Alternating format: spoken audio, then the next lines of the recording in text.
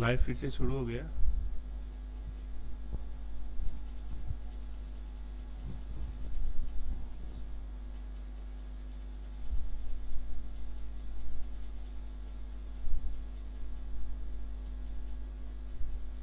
BTC sideways ही है, BTC sideways ही है, इसका कोई जोर तो नहीं है। इसका थोड़ा ऊपर जाएगा नीचे आएगा।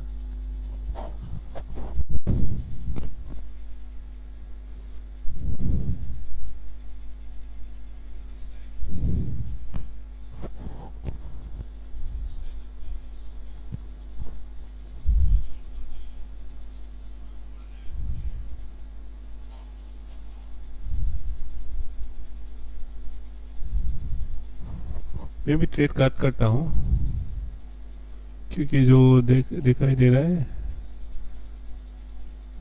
बहुत बहुत है।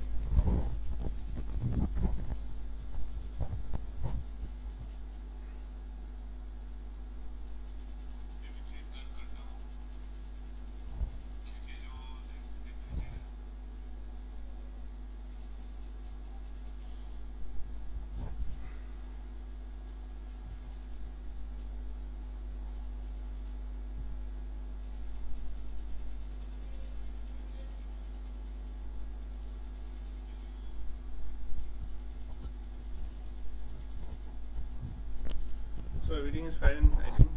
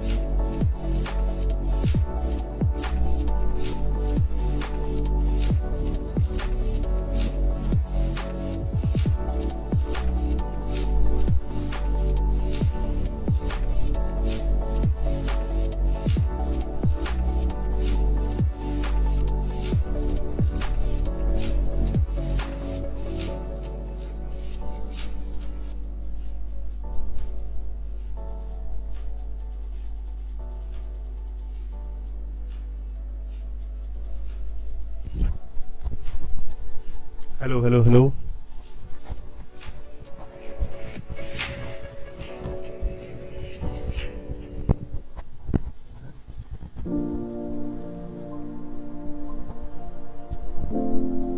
Hello hello hello.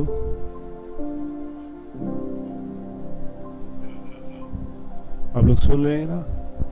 सारे कुछ ठीक है? मुझे लगता है सारे कुछ ठीक है। जैसे एक प्रॉब्लम है, सेटिंग तो ठीक है।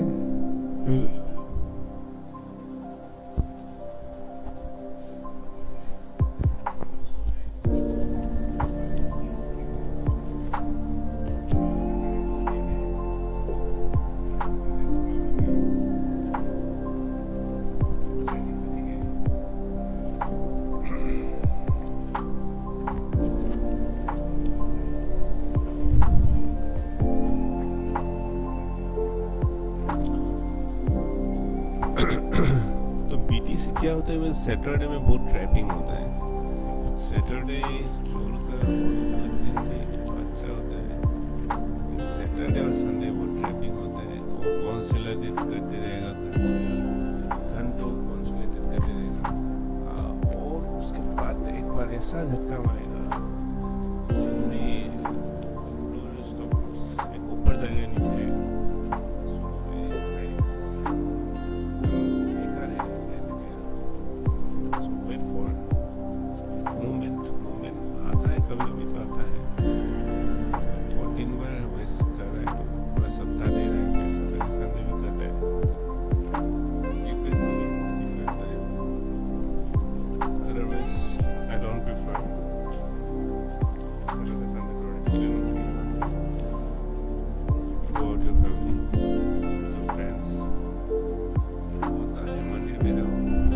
मेडिटेशन करो, पूजा करो, साधना करो। ये बिटकॉइन का रैली आ रहा है, उस मार्केट में हलचल हो रहा है, क्योंकि मार्केट को पैसा चाहिए, सबको पैसा चाहिए। ट्रिक फंसाएगा, आदमी लोग को ट्रैप करेगा, फिर पैसा ले लेगा।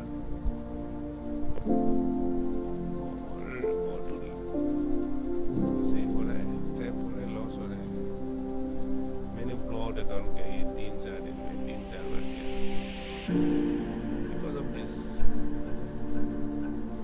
ट्रैप में फंसते जाते हैं।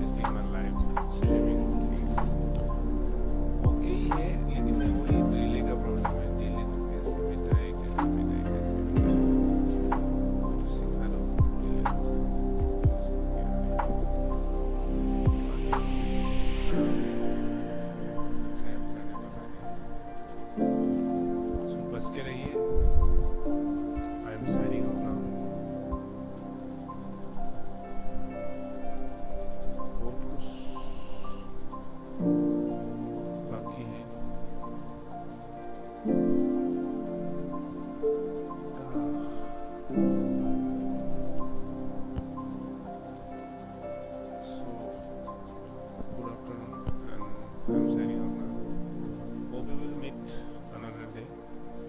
This is my first stream. आप लोग कमेंट कीजिए.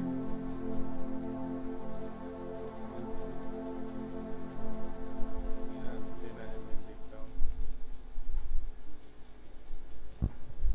ठीक है, थैंक यू.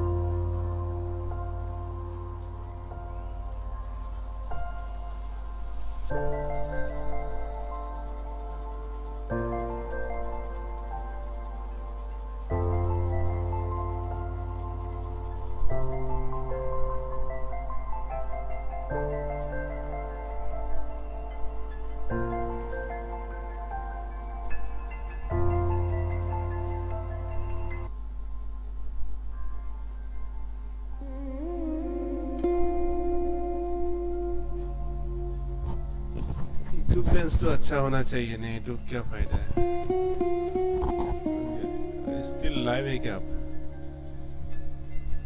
पता नहीं। इसका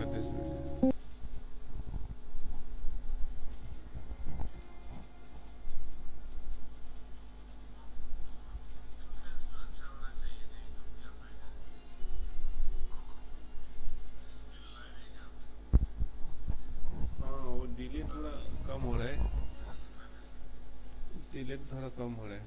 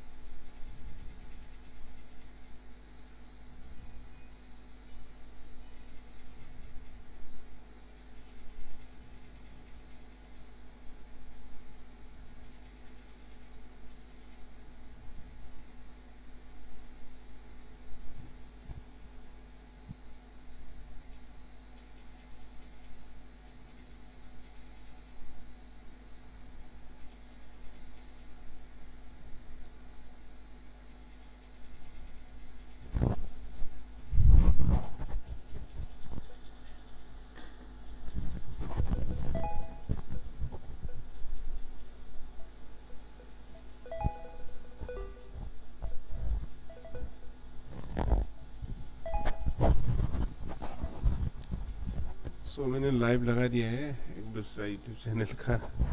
देखते हैं कैसा रेस्पॉन्स है। थोड़ा रेस्पॉन्स क्या है, क्वालिफाई ज़्यादा करे तो क्वालिटी करे तो थोड़ा तो आना चाहिए क्वालिटी।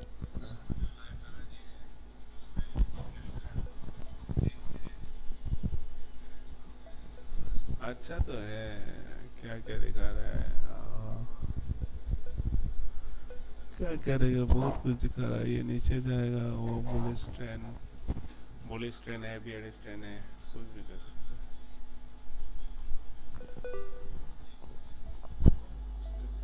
आवाज आता है।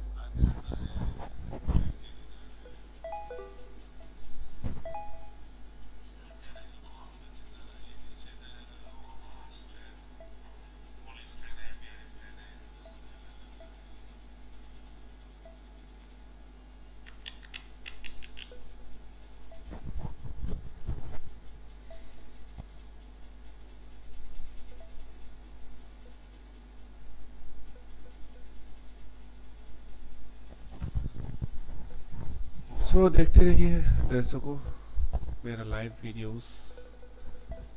हम अपने आप को इम्प्रूव करेंगे, मेरा इक्विपमेंट्स इम्प्रूव करेंगे, अपना स्ट्रेटजी इम्प्रूव करेंगे, मेरा फन इम्प्रूव करेंगे, और हम सारे कुछ इम्प्रूव करना बाकी है। I am in the improving face.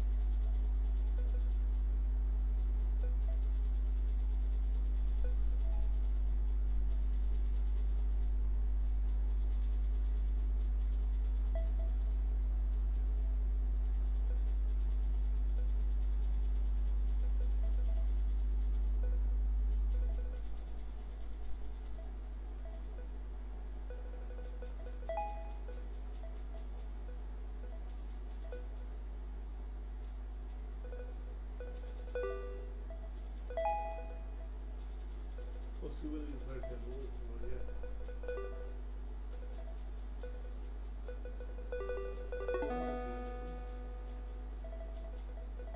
સ્ક્રીનશોટમાં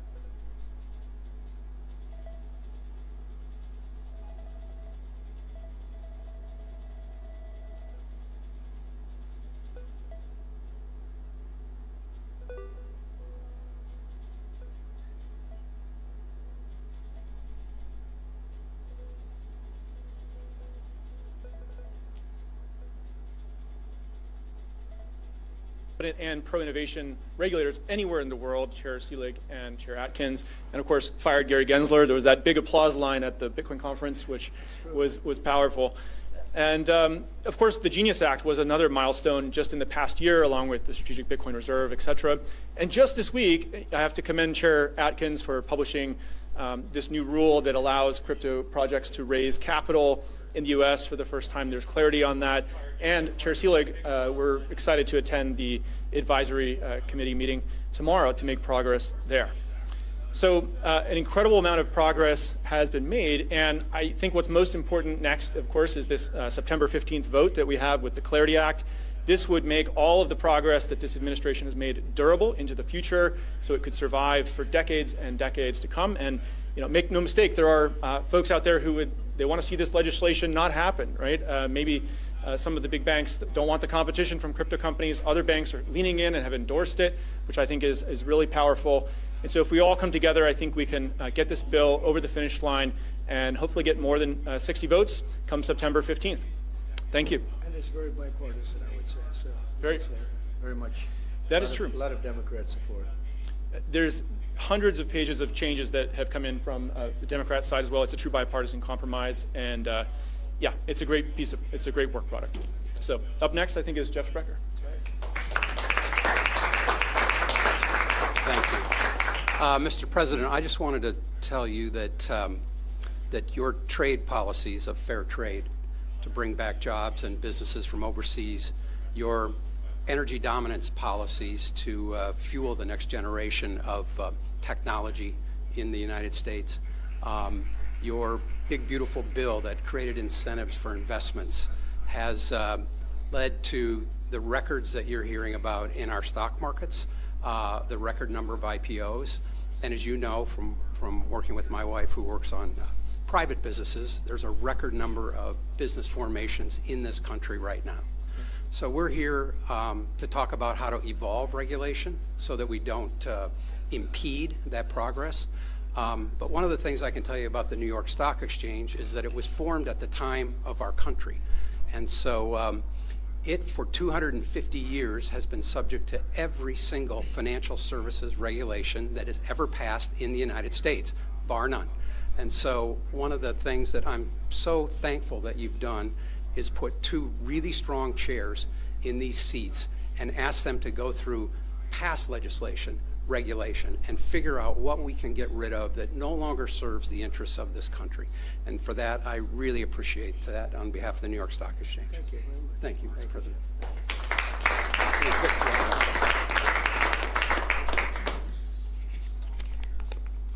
Mr. President, thank you for bringing us together and for your work to ensure the next generation of Americans has a stake in the country's economic success through the Trump accounts and many other things. Thank you also to Chair Selig, Chair Atkins, your administration, for the work underway to strengthen American capital markets and expand opportunity for all Americans. If I had to sum up Robinhood in one word, it would be ownership. Broad ownership is essential to a free, stable, and prosperous society. That belief has shaped pretty much every product we've built, from commission-free investing to 24-hour trading, and now outside the United States to tokenization, which we're using to expand ownership of American assets to people in more than 120 countries. Yet this innovation is reaching investors abroad before investors here back home. And the opportunity goes far beyond public markets. Tokenization will open up markets that have long been out of reach, including private companies.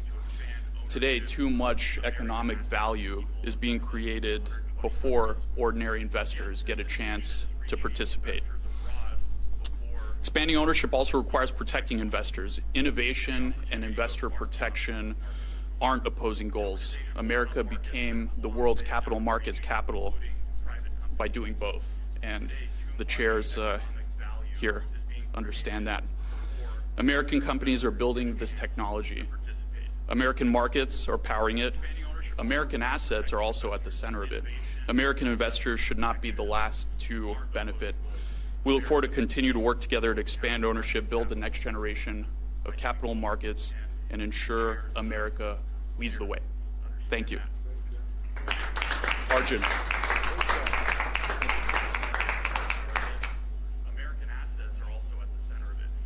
Hello, everyone. I was thinking about what I was going to say today. Most of the time, I don't speak too much, but the first time I met the president, he said, "What does your company do?" And I said, we're a startup. We move at warp speed. And the first thing he said is, "Why not at Trump speed?" So we started acting that way. Look, our mission at Kraken isn't about Kraken. Brian created Coinbase. Vlad here, you have ICE, NASDAQ. They created the world markets. And all we're trying to do is make sure that everyone in America has the ability to be able to succeed in the same way that we did. And that's essentially how we think about it. So our motto at Kraken has been fix money, we fix the world. Thank you, Mr. President.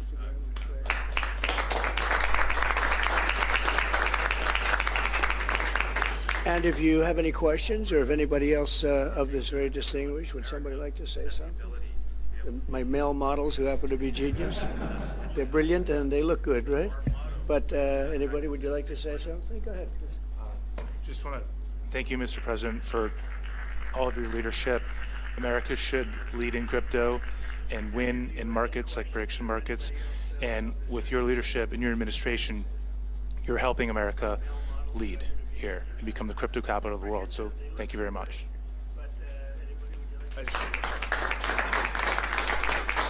I just want to thank you, Mr. President, as well as Chairman Atkins and Chairman Selig for the great work that they're doing.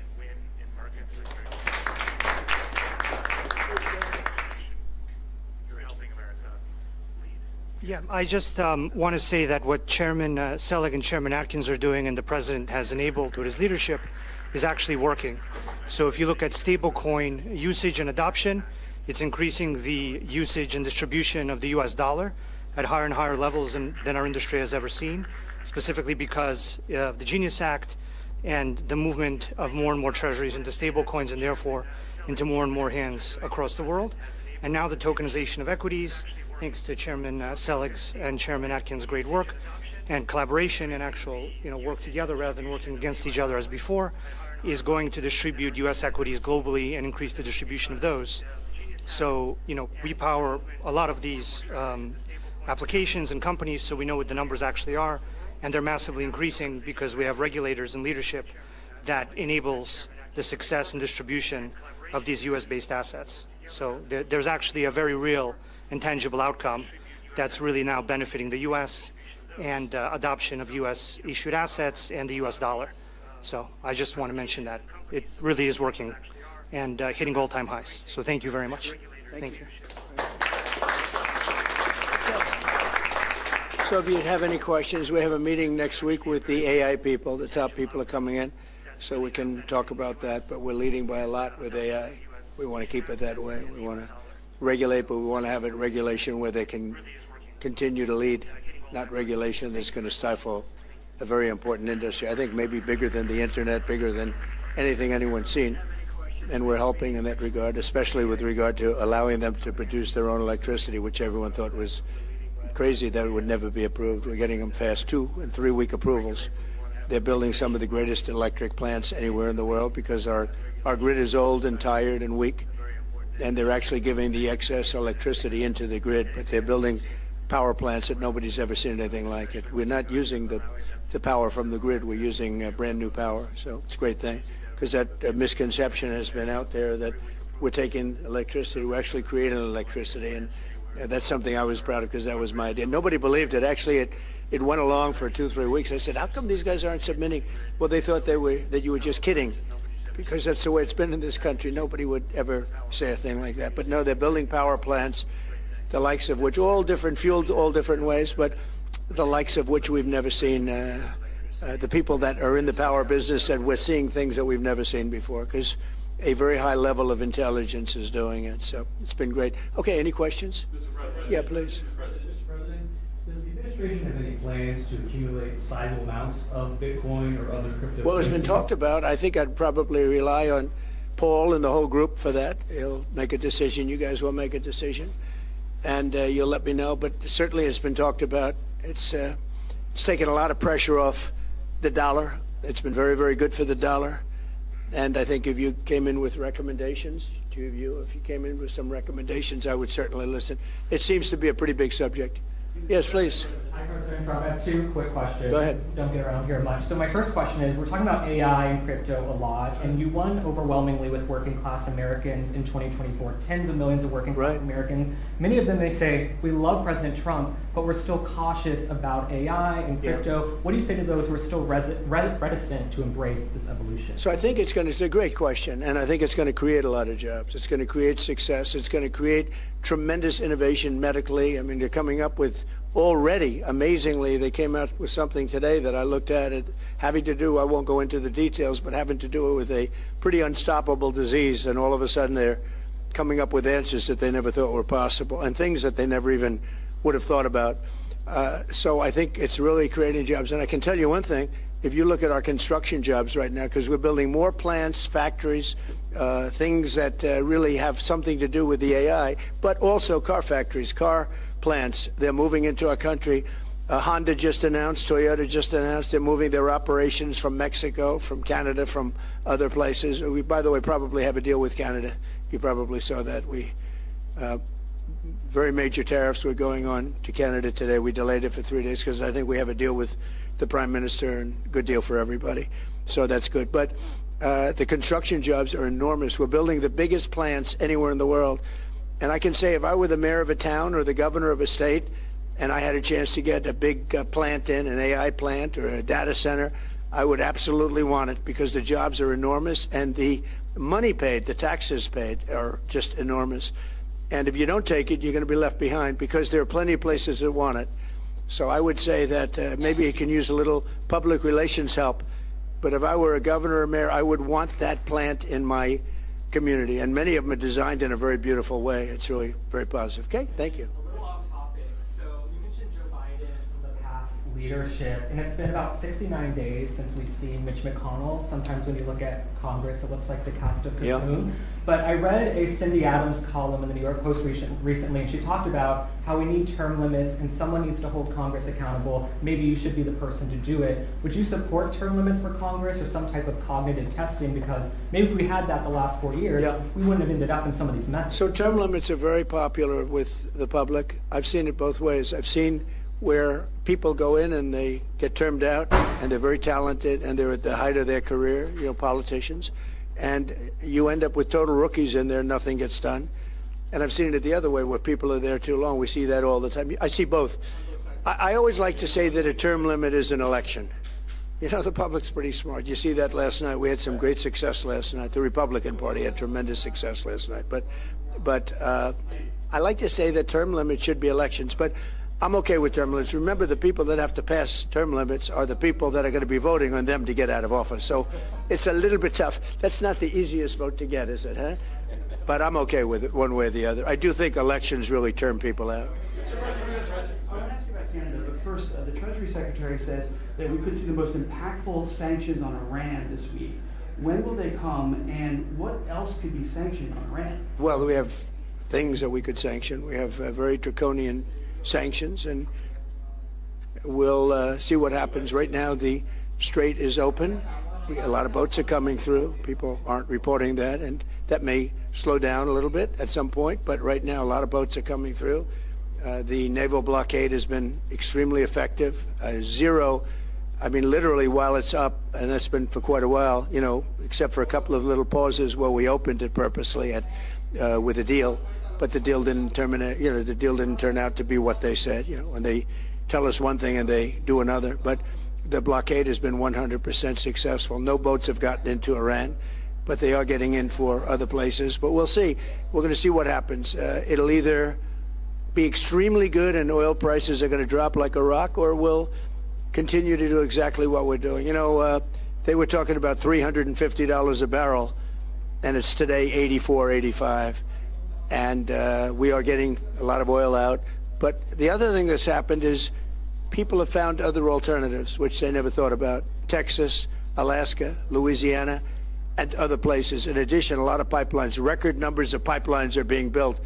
So I think the Hormuz Strait's not going to be quite as important as it was in the past. Now, on Canada, if I could ask you, you said that there's a deal, an agreement in place. Are you willing to lower tariffs on steel and aluminum? Well, we're looking at that. Well, in order to get farmers, get the tariffs lowered. Well, we're getting zero for our farmers. You know, farmers have been hurt very badly by Canada, and they won't be paying any tariffs anymore. And we may bring some of the tariffs down to a level where other countries are, because Canada was paying a higher tariff. Canada was paying us a higher tariff. So we are, look, we have a very nice relationship with leadership right now, and we'll see. But we did a 3-day pause. It was supposed to be a 50% straight across the board tariff that was going into effect at 7 o'clock this morning. And I delayed it at the request of Canada for 3 days so we can iron out the details. But it's going to be a wonderful deal, hopefully a wonderful deal for everybody. Yeah. Earlier today, you said North Korea has something like 57 nuclear weapons. They've been expanding their nuclear program. Is your goal in trying to re-engage with Chairman Kim still denuclearization? And what makes you think you could be successful now when you weren't? Well, I don't want to talk about that, but I do have a good relationship with Kim Jong-un. As you know, you've seen. He didn't like Biden. He didn't like Obama. He didn't like anybody, but he likes me, and I just got along with him very good. We had great meetings. We speak, and I think our nation, and I think other nations, frankly, whether it's Japan or South Korea, they're a lot safer if I'm president than if somebody else is president. Now, I didn't like the fact that we're doing these massive military exercises, really against North Korea. It was an exercise against North Korea. When I'm friendly with him, when we have, I don't see anything happening for certainly 2.5 years. It's not going to happen with me, but I don't see anything happening. And I was not happy when South Korea said, no, they're not interested in helping us with the Hormuz Strait, and yet they get 60% of their oil from the Hormuz Strait. I said, would you like to help us? He said, no, thank you. I said, that's nice, please, thank you. He made us a lot of money. I didn't like that. So I felt that to do we were doing a massive war exercise. I thought that was very insulting to somebody that, frankly, has been, during my term at least, very well behaved. Yeah. On the bond market, is the administration done enough to stabilize the bond market after yesterday? Well, I think it is, but I mean, it's very sad. Every time we do great, we announce great numbers, the interest rates go up. And they go up because they want to stop inflation. They should go down because the country's strong. You know, I see countries like Switzerland where they're the #1 lowest interest rates, 0.5%, and we pay 3.5%. And yet, if we stop doing business, for instance, I have the absolute right to cut off all business with a country like Switzerland. So why are they prime if I can cut off the business and they are no longer functional? And yet they're considered to be like an elite country. And I don't want to single them out because there's 60 countries like that. They live off the United States. So why are we paying higher interest rates than them? You know, in the old days, we used to pay the lowest interest rate, no matter how we were doing, because we sort of generate for the whole world. And